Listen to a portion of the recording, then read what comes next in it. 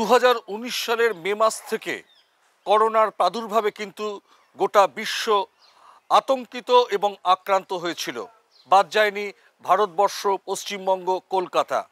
সেই জায়গা থেকে দাঁড়িয়ে গত এক সপ্তাহের তথ্য বা সমীক্ষা রিপোর্ট যেটা বলছে, এই মুহূর্তে সরকারিভাবে জানা যাচ্ছে গত 24 ঘন্টায় গোটা ভারতে কিন্তু 44 জন নতুন করে করোনায় আক্রান্ত হয়েছেন এবং সর্বশেষ তথ্য অনুযায়ী জানা যাচ্ছে 266 জন মানুষ কিন্তু এই মুহূর্তে করোনায় আক্রান্ত।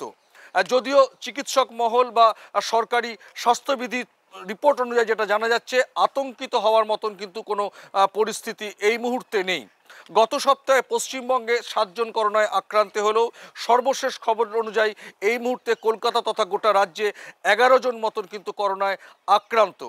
পাশাপাশি এরা প্রত্যেকেই কম বেশি সরকারি এবং বেসরকারি হাসপাতালে চিকিৎসাধীন রয়েছেন। চিকিৎসকদের মতামত অনুযায়ী জানা যাচ্ছে যে এই মুহূর্তে যে করোনার যে প্রাদুর্ভাব, সেটা কিন্তু অতিমাত্রায় মারাত্মক বলে কিছু নয়।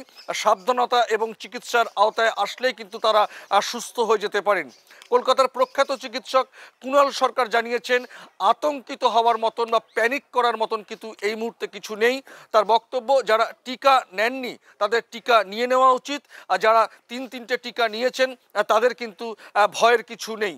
যদিও জনবহুল জায়গায় মাস্ক পরে এবং দূরত্ব বজায় রাখার পরামর্শ দিয়েছেন চিকিৎসকরা এবং সরকারিভাবেও কিন্তু সেটা এই মুহূর্তে জানানো হয়েছে।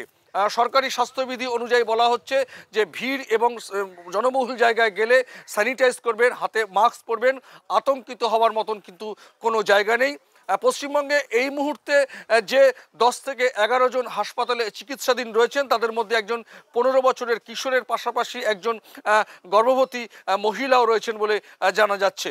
পরমাশিস ঘোষ রায়, RTV ইন্টারন্যাশনাল, কলকাতা।